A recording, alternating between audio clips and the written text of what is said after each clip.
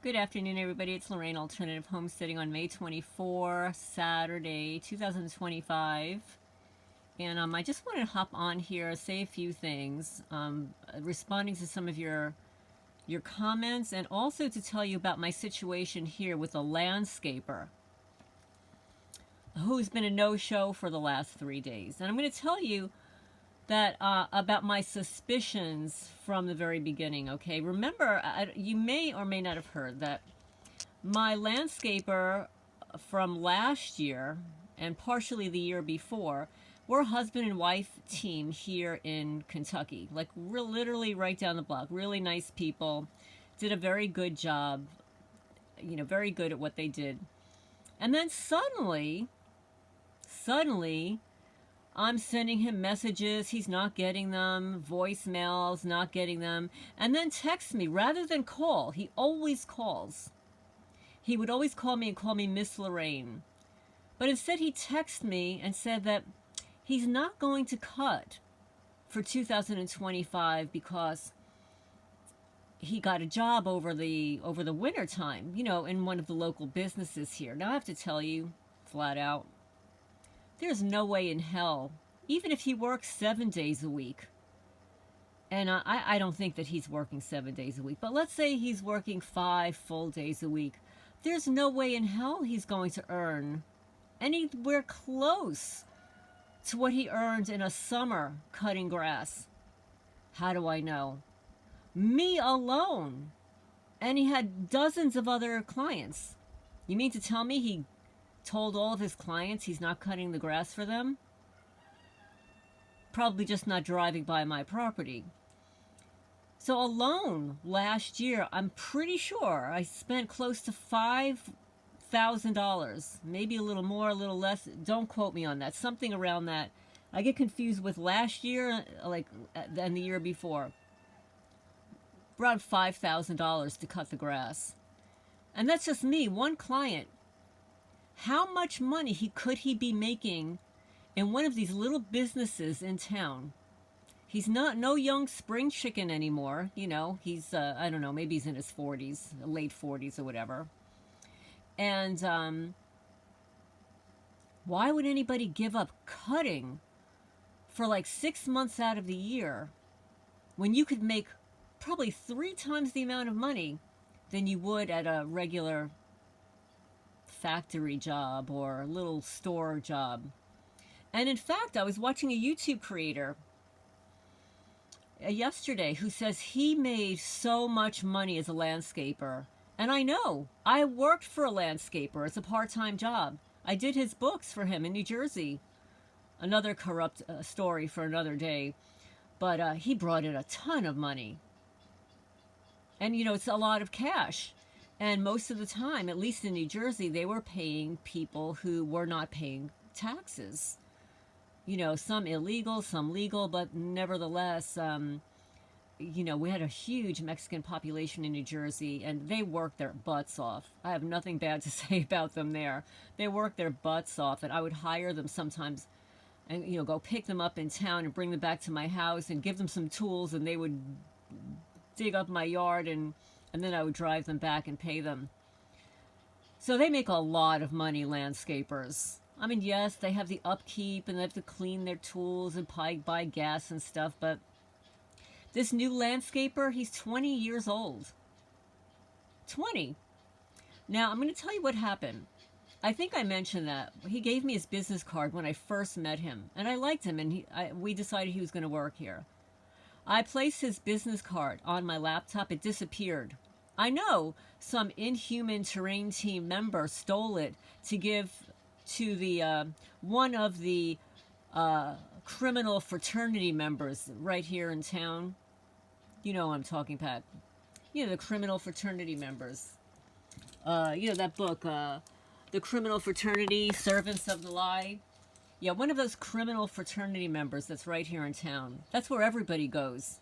I don't know, maybe he's the one that's holding on the agreements and paying people from his office, because so this guy starts working And I can't supervise all these people. He had another guy working for him doing the weed eating, and he did a pretty good job. So they did a pretty good job, maybe 2 out of the 5 times. But I noticed the last couple of times he totally scalped the grass in 2 sections, and he actually got his zero turn stuck in my field. Now, it doesn't take a rocket scientist. I'm sure like a 6-year-old could see how wet it was there and would never put heavy equipment in there. But he did nevertheless, and obviously got stuck. Made a huge mess there. Did not offer to bring grass seed or fix it or anything. And was supposed to do some other work. And I figured, okay, you know what? I'm going to let it slide. I took a bunch of photos.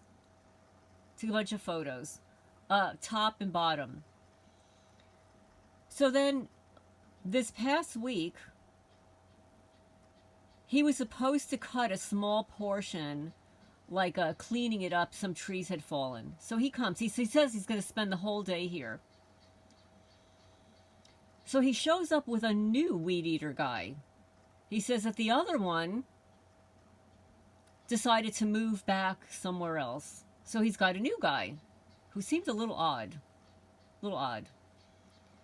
So he starts cleaning up, and halfway through the cleanup, he gets a phone call and splits. Doesn't come back. But let me back up, because another time, in the middle of doing work, he left his weed eater guy here, and he says, oh, I've got to go pick up some money in town. And I'm thinking, well, that's weird, because he allegedly doesn't live around here. He's going to pick up some money in town. And I'm thinking, I'm seeing a pattern here. I hadn't seen the pattern in a while, because the other people that worked here did not create any problems here. They did a very good job. But people before him, including other people that I hired here, always managed to get stuck. From the first time I moved here, I mentioned about that guy Chris Bowles that stole my gate across the street, and also stole the auto chassis at the top of the hill. Didn't even tell me he took them. Then told me that the law told him he couldn't give it back. He can't give me back my gate. But I had hired him previously, and he did the exact same thing. He got stuck in the stream ditch on that, the beautiful little stream that I showed you the other day. He got stuck there. Totally changed the course of the water. I hired somebody to cut the grass with my mower, and it kept breaking down, although there was nothing wrong with the mower. And then I hired somebody else who did the same thing at the top of the hill. And then, when I first moved here, I actually hired Daniel Isaacs, the now sheriff, who was a deputy at the time. I hired him to, with his zero turn, to cut my outer field. And guess what? He breaks down too. And who shows up? The Scarlet. And they're just having a jolly old conversation on my property while they're all broken down. Now I'm just going to say something. I'm just a Jersey girl, a New York girl. What the hell do I know? I do know about lawnmowers because I know how to cut the grass. I cut the grass in New Jersey. I've cut the grass here. I'm not ignorant of these things. I also know that the people around here, they've got all kinds of equipment. Tractor trailers, backhoes, what do you call them? The John Deere tractor down next door. They've got so many vehicles, equipment. And the one thing I have to say about the people about here, they're pretty resourceful about knowing how to repair these things. So tell me why all of these hillbillies, like all the hillbilly mafia, they keep breaking down only on my property. It's a pattern. It is a pattern. And now I know that they co-opted my landscaper, this 20-year-old guy, to damage my property, start doing work, not finish it, And that's why somebody went into my complaint about this guy and changed it to say that it was my rescue that I was complaining about. But that's okay. I'm going to be refiling the complaint because he did dig up my property. He did start work that he didn't finish. He hasn't given me invoices for the last 3 cuts, even though I've asked him for it. But fortunately, I paid him by check and not cash. So I've got that as proof that he was paid. So that's what's been going on here. Now, other people have questioned me about the FOIA request response that I received from the Kentucky Intelligence Fusion Center. That you were surprised that there was an option for an appeal. And will I respond? Of course I'm going to respond. Of course I'm going to respond. Why would I not respond? Well, first of all, I moved here in 2019. I didn't know anybody. You know, it's one thing for them to say that they don't have all this stuff when I lived in New Jersey, right? I lived there for so long, but I knew people, right? I knew people. I knew the police department. It wasn't my first rodeo filing reports or, you know, reporting crimes that I've seen and stuff. I lived down the block, for God's sake. I rescued cats. I work with animal control. I mean, a lot of people knew me there, but here I moved here knowing nobody. So how is it that I could move to the middle of nowhere, 64-acre farm, not know a soul, 0, live far away from everybody else, that everybody in the neighborhood could drive by, scowl at me, harass me, honk horns, bright me, slander me, when I had not even met a soul? How is that possible? So now I'm just going to read to you about the Kentucky Intelligence Fusion Center, and I encourage you to go to your own state's fusion center and read what they're about, what they do, their mission statement, etc. The Kentucky Intelligence Fusion Center is created within the Kentucky Office of Homeland Security. And I've read this before, but I'm just going to say it again for those of you who haven't listened to that video. And this is what you need to know about the fusion centers. And about what Karen Stewart said about the fusion centers, how they need to be shut down. Karen Stewart, whistleblower, although she was an accidental whistleblower, okay, that she accidentally was a whistleblower. She was a retired NSA intelligence analyst. Spoke multiple languages. Brilliant, hilarious, up and all that stuff. She wrote several pieces on fusion centers and what they do. So basically, they're codified into the state law to improve intelligence sharing among public safety, public service agencies, and the federal, state, and local levels. So that's literally the entire state. The role of the Kentucky Fusion Center is to compile, blend, analyze, disseminate criminal intelligence and other information, and to anticipate, identify, prevent, and monitor criminal activity that may pose a threat to the Commonwealth of Kentucky and the nation. So, I sent them a FOIA request and I provided them information. I asked them if they had all this information, surveillance, etc. on me, and then I also listed what have recently transpired here, one of which was the detonating of a flash grenade on my driveway, which, according to what they're saying here, is criminal activity that may pose a threat to the Commonwealth of Kentucky and the nation. So, if for some reason if they claim they have no information on me before the FOIA request, which I highly doubt. In fact, I'm going to say it's a flat out lie. They do now. They do now. They've got a whole list of criminal activity that's taken place here that I have shared with them that should be placed in their database. Because they should be monitoring that criminal activity that poses a threat to Kentucky and the nation. They're a hub for sharing threat information and fostering collaboration and to address threats. Well, I sent them a huge threat and told them it's the third time.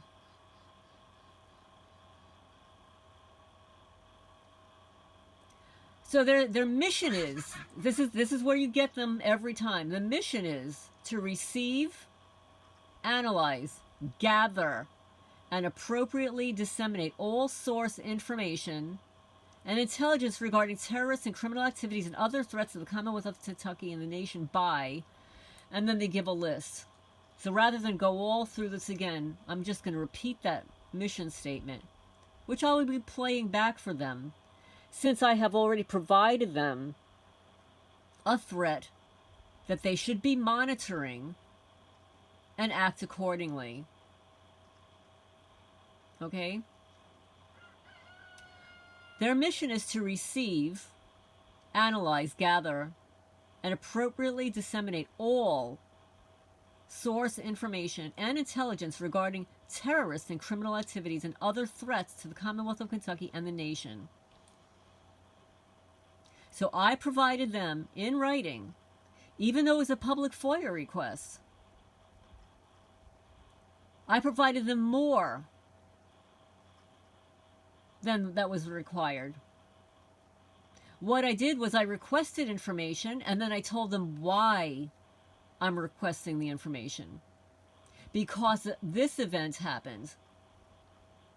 That event happened. This event happens. That event happened. More recently, trapping of wildlife, illegal entry, harming animals. More importantly, even than that, caught on camera, caught on video. Neighbors dropping a flash bang grenade on my driveway. So the Fusion Center needs to acknowledge that that is, in fact, a criminal terrorist activity and add it to their source information to share and prevent in the future and monitor that criminal activity that does pose a threat to all the wildlife, to the roads, to the trees, to my property, and more importantly, is a weapon of mass destruction. So the Fusion Center will be receiving a response from me, and I will be appealing it. And then after all of that, after I send them the cease and desist letter, which I've already crafted, I will send them another FOIA request, requesting all the information that I've shared with them, and see what happens. Let's see if they hand it back to me. Let's see if it's in the public database, so they can disseminate the criminal intelligence and other information, so that they can anticipate, identify, prevent, and monitor the criminal activity, like flash bang grenades thrown on somebody's property at 1:41 a.m. Third time. So that is the short answer to your question. Of course I'm going to respond. Of course I'm going to appeal it.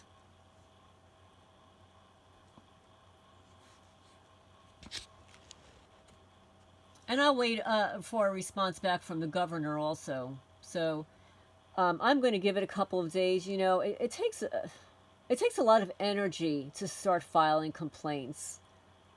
I have to do it when I'm in the mood. Like my daughter would say, like, I love, Mommy, when you turn into a bitch. I love when you turn into that bitch, because I'm so nice all the time. So I've got to get into my bitch mode to be able to start filing more complaints. I was in the bitch mode the other day. I'm not in the bitch mode today. So, just for the record. But I'm going to read something else that I received from, let's see, I've got 3.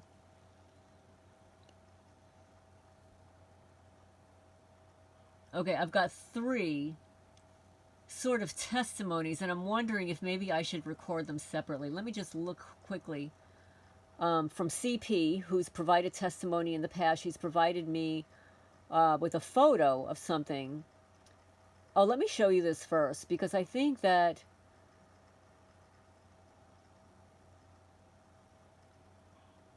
okay, you know what? I'm going to add this because of the flash bang grenade. So she says, I found this site interesting, and she gave me the screenshot.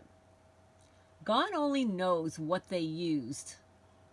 But I well know here in South Carolina, they have military-grade weapons, ones that will shoot over the sky to another's house. The one I filmed didn't hurt the house. It was to cover it and to make it show about a non-existence as one could get. The house it was aimed to is the daughter of the second longest sheriff serving a term in the entire United States. She also knows my family, quote unquote, who's here in South Carolina. Not. Only working in a place one lives, but also a now dead husband who was on the, the PEDO list for life for passing child, the kiddo, those photographs on the web and crossing state lines. She well knows him and my sister, quote unquote, who I do not speak with due to her absolutely foul lifestyle. This one, Courtney, I speak of, drives always with 2 people. She drops her kiddos off for school. 2 vehicles go. They leave for work. They jump across the street to get into the 20-year-old's work truck to get her car, then they park in the driveway up the street, and then they leave in another vehicle. Utter insanity. They stop at nothing to try to hide what they do, who they are. They're in the military and the police world. I attempted to send the FCC an online complaint this morning about this photo, but it won't populate. I tried 6 times, and the FCC complaint won't go through. And I had responded to her that my FCC complaint originally didn't go through either, and it took a couple of times. I thought it was just my laptop because it's so slow and bad. But I had the same issue. It finally did go through, and I actually received a response from the FCC that they received my complaint. So let me show you what this photo looks like. Look at this.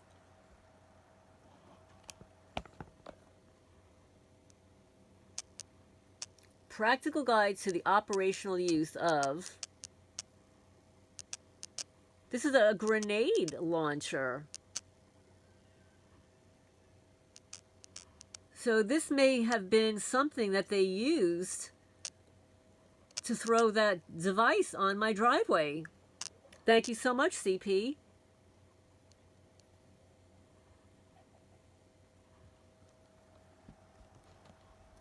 So I'm going to end on that note. She did provide me 2 other little testimonies. I'll record them separately because I like to keep the testimonies separate from other things, but I needed to kind of add this short one in to what was happening with the Fusion Center stuff and the flash bang grenade, which, according to the Kentucky Fusion Center and Homeland Security,